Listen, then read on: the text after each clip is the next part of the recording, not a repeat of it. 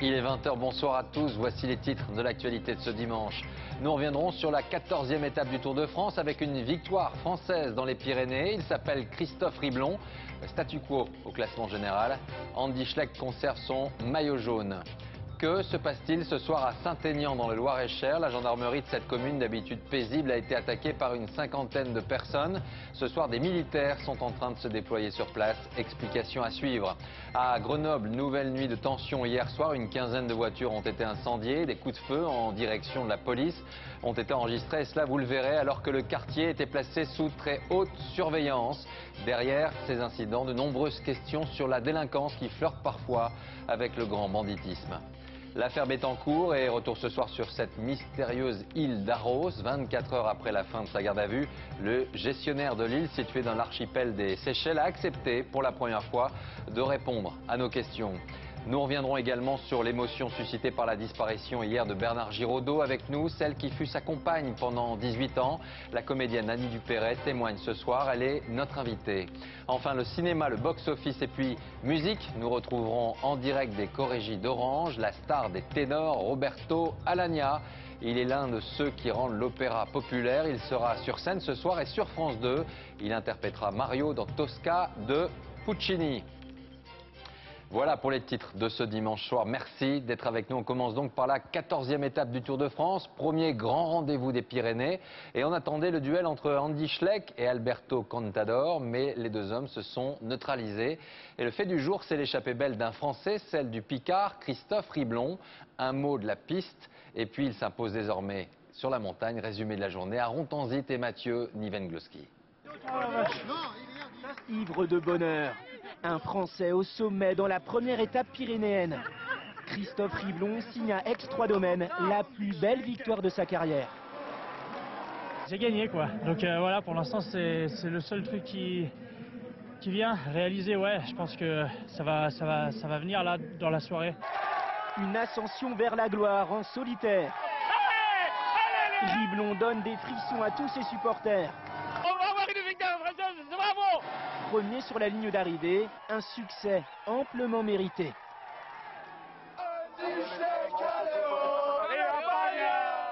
Chaud d'ambiance dans les Pyrénées, entre les aficionados de l'Espagnol Contador et les fans du luxembourgeois Andy Schleck. On est rivaux mais on rigole ensemble, c'est sympa. Andy Schleck, il va pas être bien aujourd'hui. Les Pyrénées comme théâtre de ce duel annoncé. Alberto Contador à l'attaque, l'Espagnol a tout tenté dans la montée finale. Mais impossible de lâcher Andy Schleck, parfaitement calé dans la roue de son rival. Les deux hommes jouent ensuite au chat et à la souris. Ensemble à l'arrivée, ce soir le luxembourgeois conserve son maillot jaune avec 31 secondes d'avance sur l'Espagnol.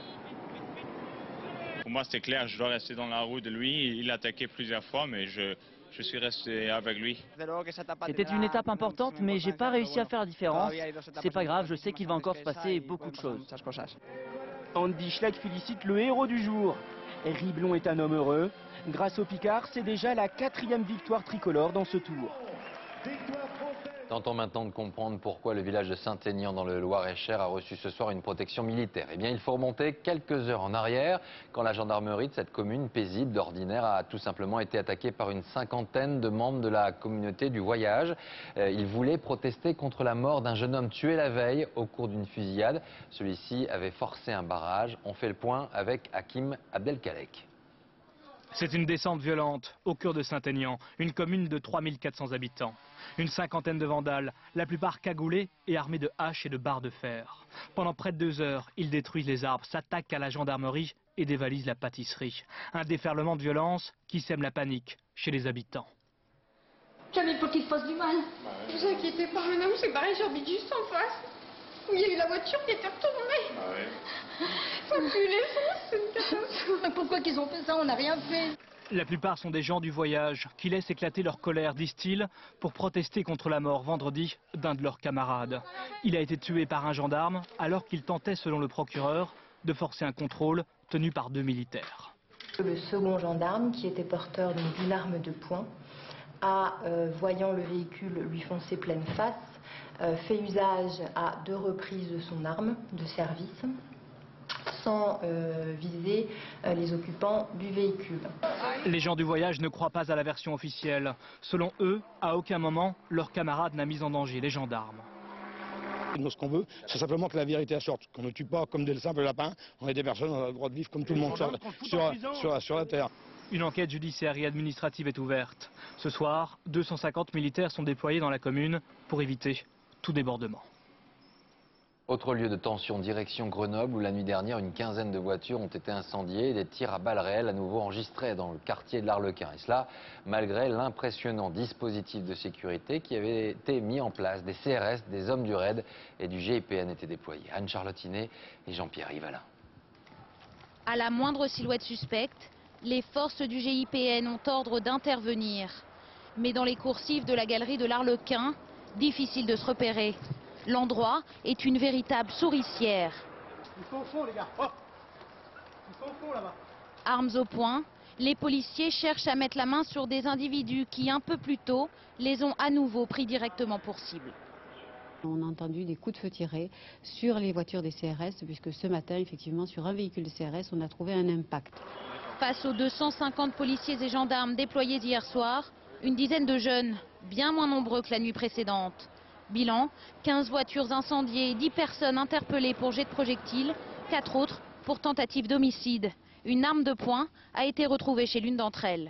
Aujourd'hui, le quartier de la Villeneuve semblait avoir retrouvé son calme. Mais dans ce contexte difficile, les habitants n'ont pas d'autre choix que de subir. Je suis pris en otage et je n'ai pas les moyens pour partir. Il me reste quoi? Il me reste 5 ans pour partir à la retraite, mais je suis coincé là-dedans, moi. Un sentiment d'insécurité auquel Brice Hortefeux a voulu répondre hier en gonflant les effectifs policiers sur le terrain. Le maire de la ville, lui, espère qu'il ne s'agit pas d'un simple effet d'annonce. Il ne faudrait pas qu'après quelques jours, voire quelques semaines, l'ordre rétabli ici, le calme dans d'autres villes, on pense que le plus gros est terminé et qu'il n'y a plus de problème. Ça n'est pas vrai.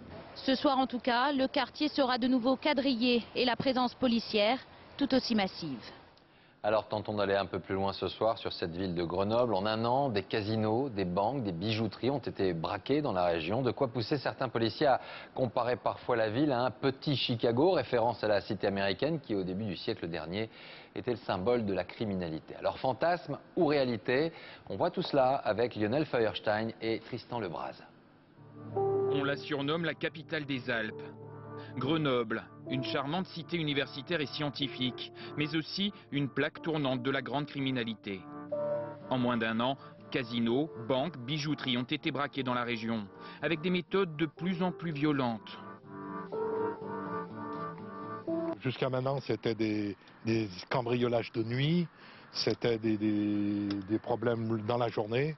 Là, c'est des prises d'otages, on ne peut pas accepter. Pour comprendre, il faut savoir que l'histoire du crime à Grenoble est très ancienne. Dès 1950, des Corses puis des mafieux siciliens s'installent dans ce carrefour alpin. Certains travaillent alors pour Giuseppe Madonia, l'un des parrains de Cosa Nostra. Plus tard, dans les années 90, ce sont les frères Maldera qui prennent la relève. Arrêtés en 2004, puis relâchés un an plus tard pour vice de forme. Drogue, prostitution, jeux. Le trafic grenoblois est prospère pour la mafia. On est très près de la frontière italienne, pas très loin de la ville de Lyon, qui est, elle, extrêmement sécurisée. Il y a 3000 policiers, donc il est plus facile d'excentrer sur Grenoble. Mais ce marché juteux suscite aussi des jalousies dans le milieu. En 2007, une terrible guerre des gangs sévit dans toute la région. En quelques mois, 9 personnes sont abattues de sang-froid. Là, ce sont que des gens qui sont issus de la nouvelle génération, donc des quartiers, des cités, mais à l'image de ce qu'on trouve ailleurs en France. C'est-à-dire qu'aujourd'hui, les rangs du milieu ou du grand banditisme, on l'appelle comme on veut, recrutent, enfin sont nourris par ces gens de cité. À Grenoble, ces truands des cités, inspirés par l'histoire de leurs aînés mafieux, semblent avoir pris la main. Plus jeunes, moins expérimentés, ils sont tout aussi dangereux et n'hésitent pas à ouvrir le feu sur les policiers. Un nouvel élément dans l'affaire qui oppose le docteur Delajoux à Johnny Hallyday avec la publication par nos confrères du JDD du pré-rapport d'expertise médicale. La justice l'avait réclamé afin d'en savoir un peu plus sur les circonstances de l'opération du chanteur. Eh bien, son analyse renforce plutôt la confusion car certains y voient un rapport accablant alors que d'autres constatent que l'opération pratiquée par le docteur Delajoux s'est déroulée tout à fait normalement. Florence Bouquilla. En mai dernier, à l'hôpital du Kremlin-Bicêtre, Johnny Hallyday et le docteur Stéphane Delajoux sont longuement entendus par 2 experts médicaux. Objectif, comprendre pourquoi Johnny Hallyday, opéré d'une hernie discale par le docteur Delajoux en novembre, est hospitalisé 11 jours plus tard dans un état très grave à l'hôpital Sandar Sinai de Los Angeles. Le journal du dimanche dit avoir vu un pré-rapport accablant pour le docteur Delajoux. Pourtant, il apparaît clairement que le geste chirurgical du médecin n'est pas en cause. En opérant, le chirurgien a certes causé une brèche dans la durmère. C'est une membrane qui protège la moelle épinière. Ce n'est pas un incident grave, reconnaissent les experts, mais ils s'étonnent. Dans le compte-rendu opératoire, il n'est pas noté de brèche durmérienne. De plus, Johnny Hallyday serait sorti trop tôt, alors qu'il est recommandé de garder le patient au repos strict pendant 48 heures pour favoriser la cicatrisation. Faux, selon l'avocat du docteur Delajoux. Le docteur Delajoux, comme beaucoup de ses confrères, lorsqu'il y a une fuite de liquide céphalorachidien, ne prescrit pas à ses patients d'observer un alitement pendant 48 heures parce qu'il considère que c'est ni nécessaire ni utile. L'avocat entend fournir des études américaines allant dans ce sens et convaincre ainsi les experts que son client n'a commis aucune faute. Le rapport définitif sera remis à la justice le 30 septembre prochain. Dans l'actualité à l'étranger, en bref et en images, une tempête tropicale en Asie du Sud-Est a fait de nombreuses victimes avec l'évacuation de plusieurs centaines de milliers de personnes au Japon, aux Philippines, au Vietnam, mais également en Chine, où vous le voyez, les pluies diluviennes ont provoqué d'importantes inondations dans la province du Sichuan. Depuis début juillet, ces intempéries ont fait une centaine de morts. En Grèce maintenant, je vous parlais hier de ces premiers incendies qui ont touché la région d'Athènes. Plus de 800 hectares sont partis en fumée, mais le feu a finalement été stoppé. Plusieurs centaines de pompiers étaient mobilisés et sont toujours ce soir en état d'alerte. Les suites maintenant de l'affaire Bettencourt. Après les 36 heures de garde à vue et les interrogatoires des 4 membres de l'entourage de l'héritière de L'Oréal, les questions se concentrent sur cette mystérieuse île d'Aros située dans l'archipel des Seychelles. Qui en est aujourd'hui vraiment le propriétaire? Pourquoi cette énigme? Pour la première fois depuis sa sortie de garde à vue, celui qui s'occupe de ce petit coin de paradis s'exprime. Propos recueillis par Olivier Caroff avec Hakim Abdelkalek. 9 heures de jet depuis Paris et encore 1 heure en avion privé au-dessus des Seychelles. 4 fois par an, les Bettencourt se rendaient ainsi à Daros, leur île, ou plutôt l'île mystérieuse, car personne ne sait qui en est le vrai propriétaire. Cette question, les policiers de la brigade financière l'ont posée en garde à vue au gestionnaire de l'île. Carlos Vejarano connaît les lieux depuis 35 ans, bien avant l'arrivée des Bettencourt. Il les a aidés à transformer Daros. On a fait le village et après il y avait tous les ateliers, après il y avait les maisons, la piscine, le jardin, un toit qui est magnifique en bardeau. On faisait beaucoup de choses, c'était vraiment un passion, une expérience, une grande aventure. Mais qui est son vrai patron aujourd'hui? Liliane Bettencourt ou son ami François-Marie Bagné? Le gestionnaire l'ignore. Il ne s'occupait pas du juridique. Il ne s'occupait pas des montages, il n'était pas dans le monde des avocats, il n'était pas dans le monde des hommes d'affaires. Lui, il s'occupait de l'île. Pour percer l'énigme d'Aros, il faut retraverser la planète. Cap sur un minuscule paradis fiscal, le Liechtenstein. À l'abri de ces montagnes, et peut-être de la curiosité du fisc français, se trouve une fondation. C'est le propriétaire officiel de l'île. Et cette fondation appartient à une deuxième fondation. Un montage financier que seul un juge d'instruction pourrait disséquer. Il peut faire des commissions rogatoires internationales, c'est-à-dire demander à des autorités étrangères d'effectuer des investigations sur des comptes bancaires par exemple, ou toute autre chose, des mises sur écoute téléphonique. En gros, si vous voulez, le juge d'instruction, il a davantage les coups des franches. Mais pour l'instant, toute l'affaire reste dans les seules mains du procureur Philippe Courroy. Il devrait multiplier les auditions de témoins dans les prochains jours. L'affaire Bettencourt qui a relancé depuis quelque temps le débat sur le financement des partis politiques, des partis, des mouvements, des associations qui, vous allez le voir, se multiplient. Ils ou elles sont souvent dévolus à des personnalités de premier plan, membres du gouvernement ou cadres de l'opposition. Reste à connaître la véritable vocation de ces micro-partis. Sont-ils tout simplement là pour servir de tremplin à une ambition ou faut-il y voir des officines destinées à détourner la loi sur le financement? Le débat est ouvert. Valérie Astruc et Alexis Jacquier. Des partis politiques qui aiment la discrétion. Une simple plaque dans une rue de Senlis. Sur le site officiel de la commission des comptes de campagne, une ligne, association de soutien à l'action d'Éric Woerth. Autre exemple, association de soutien à l'action de Nicolas Sarkozy.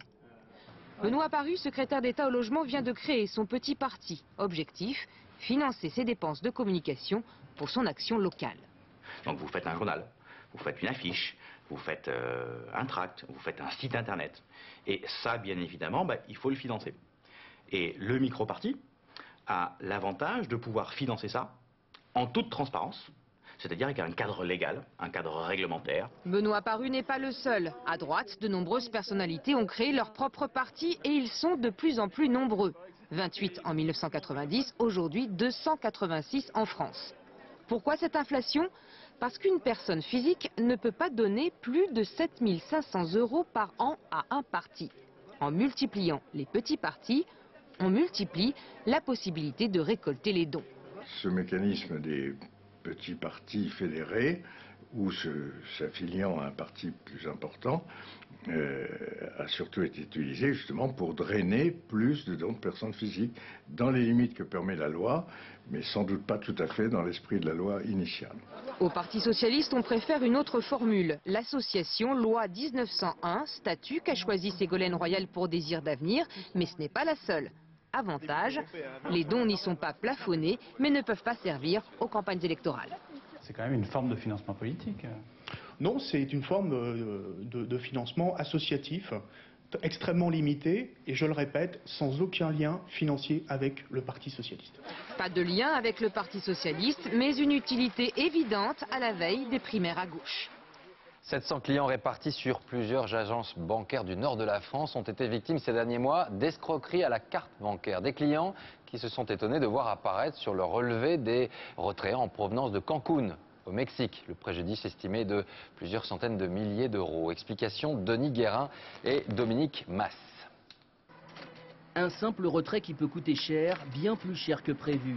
En retirant de l'argent à ce distributeur automatique, ce client vient d'en faire l'expérience, victime comme 700 autres personnes, d'escroquerie à la carte bancaire. La CC m'a appelé pour me dire qu'il y avait eu des pirates, qu'ils avaient essayé de faire 2 retraits de 35 € sur mon compte, que des retraits qui venaient du Mexique.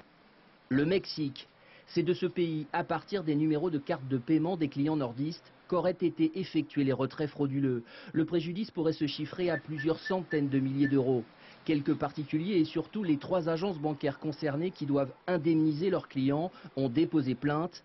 Piratage informatique ou cellules photographiques placées sur les digicodes, l'enquête devra déterminer le mode opératoire de la fraude.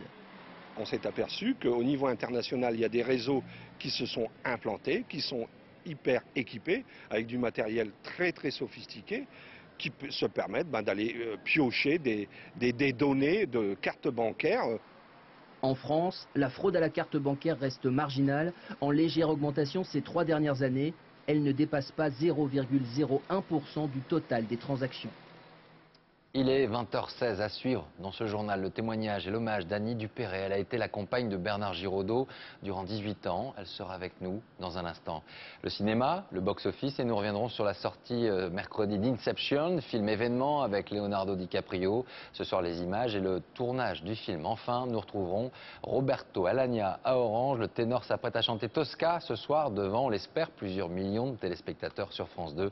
En direct. Mais avant cela, au lendemain de la mort de Bernard Giraudot, l'émotion est toujours là. L'artiste, mais aussi l'homme qui avait fait de son combat contre le cancer un dialogue avec ceux qui en souffrent, était devenu au fil des années extrêmement populaire. Avant de retrouver son ancienne compagne, Annie Dupéret, quelques témoignages aujourd'hui, et c'est Julien Dupéret, c'est un hasard, et Sébastien Lafargue qui nous racontent tout cela.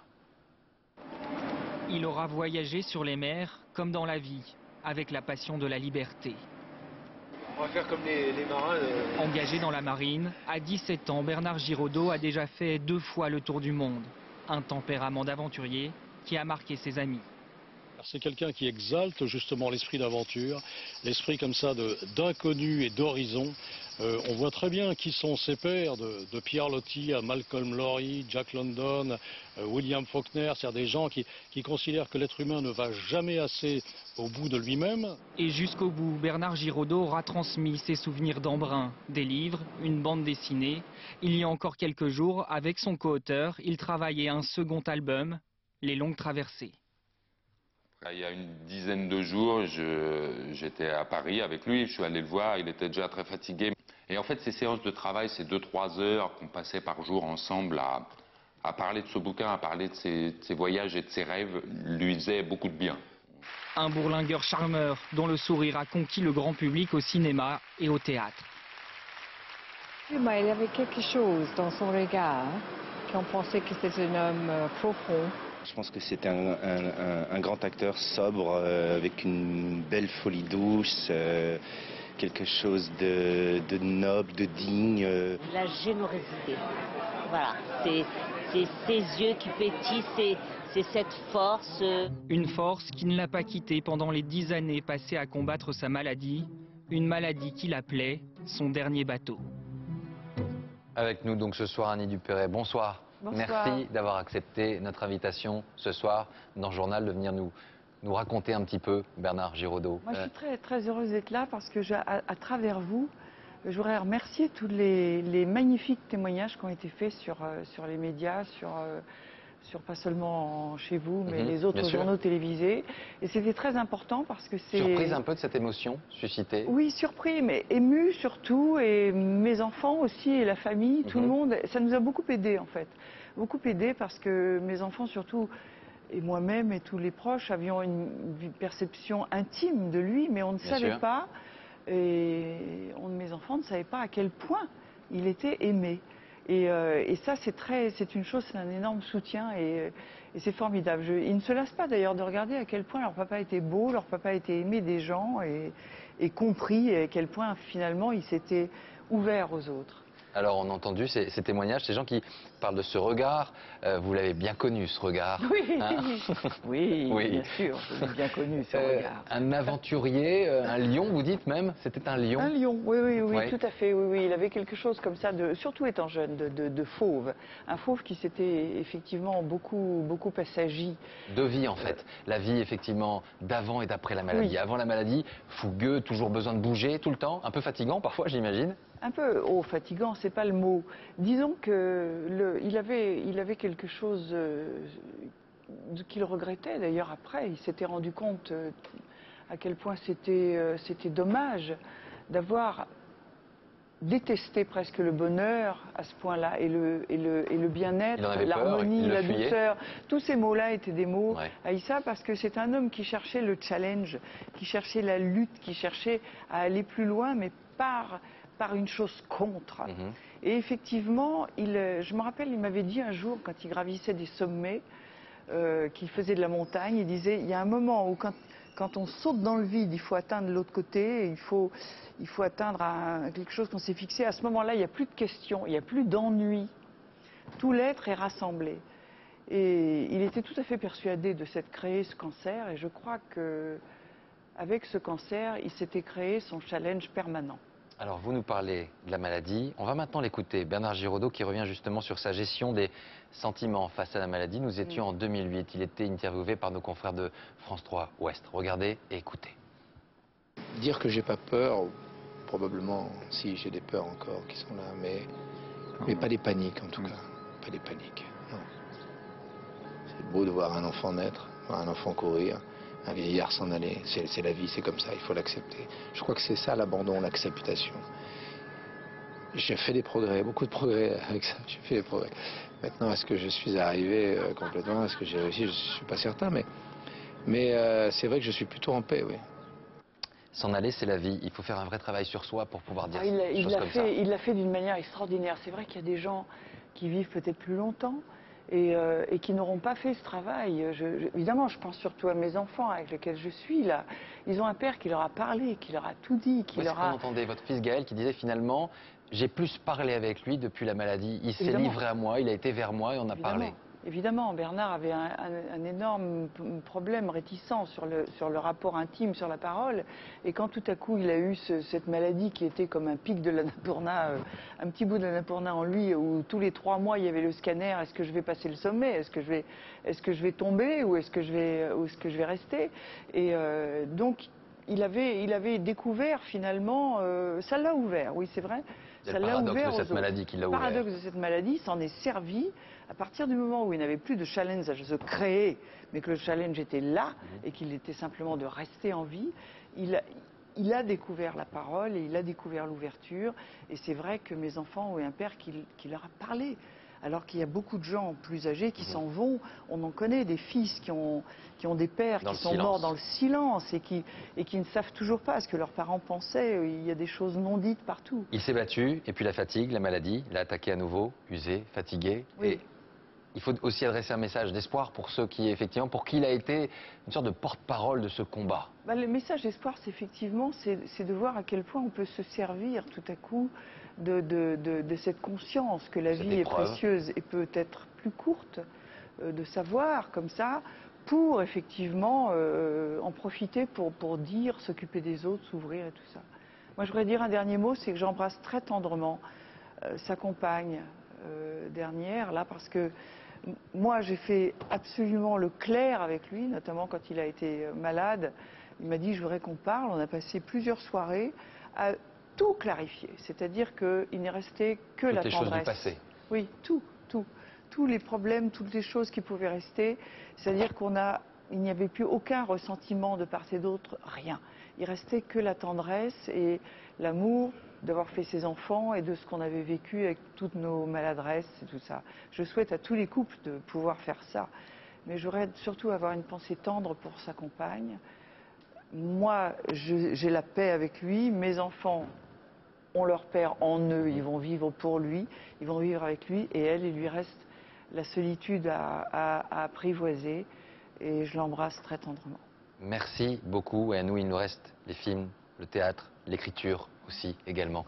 Merci à vous, sincèrement, d'être venu sur ce plateau et de nous avoir parlé de la vie, tout simplement. Le cinéma ce dimanche avec le box-office en tête. Excellent démarrage pour le 3e volet de Toy Story. Buzz l'éclair est de retour pour de nouvelles aventures en 3D. Et en 2e position, l'Italien avec Cadmerade et Valérie Benguigui, une comédie signée Olivier Barou. Et puis les images de tournage maintenant d'Inception, dernier film de Christopher Nolan au scénario fascinant, une plongée dans les rêves, ceux de Leonardo DiCaprio et de Marion Cotillard. L'un des projets les plus ambitieux de ces dernières années que vous racontent Marie-Jo Jouan et Tatiana Daligo. J'accède à votre esprit par vos rêves. Ça s'appelle l'inception. Dom Cobb s'approprie les secrets les plus précieux d'un individu pendant qu'il rêve. Il a même engagé une jeune architecte pour construire le rêve dans lequel il va piéger son dernier client, un riche héritier dont il faut détourner la fortune. Le monde d'un rêve. Nous amenons le sujet dans ce rêve et le sujet y met tout son subconscient. Le film est construit comme un millefeuille. Chaque niveau du rêve a une histoire et a une incidence sur les autres niveaux. Un train qui dévale une rue, des hommes en suspension, l'univers de science-fiction de Christopher Nolan est bâti sur des décors réels, comme ce couloir tournant à 360 degrés. Un monde imaginaire pour de simples humains. C'est justement parce qu'on parle de rêve, de nos pensées les plus profondes, de la nature humaine, que je voulais qu'il y ait de l'émotion. Que cette histoire nous touche pour pouvoir y croire. Le héros a un talon d'Achille, sa femme, disparue qui hante ses propres rêves. Un personnage dont on ne connaît pas grand-chose. Si je décidais de sauter, est-ce que je m'en sortirais? Elle va être parfois perdue, parfois violente, parfois heureuse même.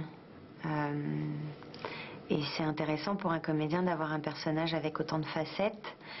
Car ce qu'on retient de ce film monumental, construit comme un labyrinthe, c'est ce couple magnifique, perdu dans une histoire d'amour impossible. Tu sais bien ce que tu dois faire.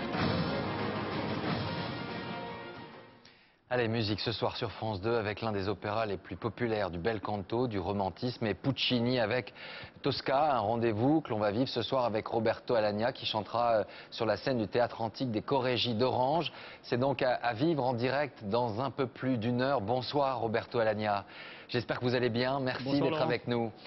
C'est je crois la 12e fois que vous allez chanter dans ce théâtre antique. Il y aura ce soir 8000 spectateurs et des millions, on l'espère, devant la télévision. Il y a toujours de belles ondes dans ce lieu. J'espère. Il y a toujours de belles ondes, je c'est crois. formidable, les gens commencent à s'installer.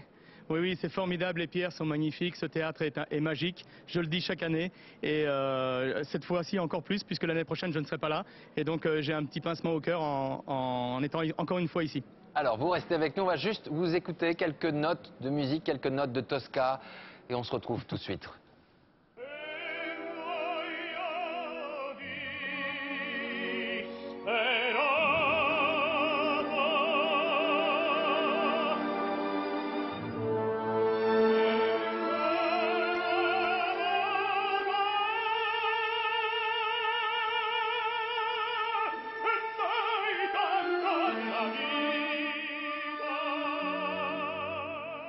Alors Roberto Alagna, Puccini, Tosca, c'est l'un des piliers du répertoire lyrique.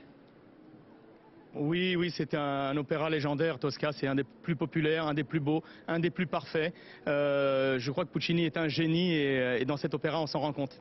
Et ici j'ai de la chance parce que j'ai un cast formidable avec une Tosca formidable puisque Tosca c'est bien sûr Tosca d'abord. Oui, vous êtes Mario. Alors vous, n'oublions pas que c'est au peuple à l'origine que ces spectacles, cet opéra était adressé.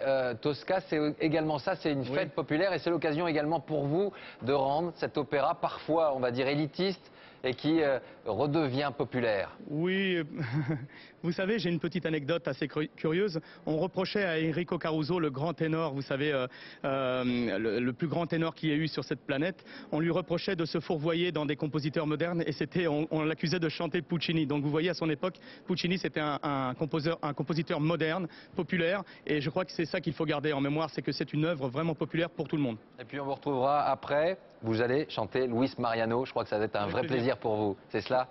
Oui, oui, c'est une grande tournée. Oui, oui, c'est une grande tournée et ça, je suis ravi parce que c'est quelque chose qui me fait extrêmement plaisir et un grand honneur d'interpréter Mariano. Alors, on va vous retrouver tout à l'heure. Merci beaucoup, Roberto Alagna. Passez une très belle soirée et portez-vous bien. Comme chaque soir, un rappel, cela fait désormais 201 jours qu'Hervé Guéquer, Stéphane Taponnier et leurs 3 accompagnateurs seront tenus quelque part en Afghanistan.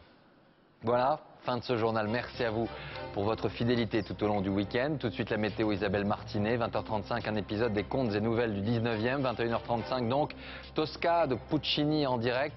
Passez une très belle soirée, bonnes vacances et puis à très bientôt, j'espère.